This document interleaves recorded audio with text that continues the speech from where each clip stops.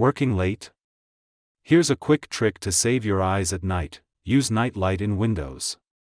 It reduces blue light on your screen, making it easier on your eyes and even helping you sleep better. But wait, you don't have to turn it on manually every time. Let's schedule it automatically.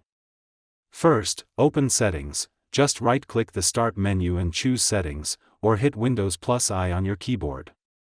Desktop computer under System, click on Display. In the Brightness and Color section, leave Night Light off for now. Now click on Night Light, and flip the switch for Schedule Night Light. You've got two options: sunset to sunrise. Windows will detect your local time and handle it for you, or set your own hours to decide exactly when it should turn on. I personally go with sunset to sunrise, easy and automatic. Like, subscribe, and comment if you want more Windows wellness tips.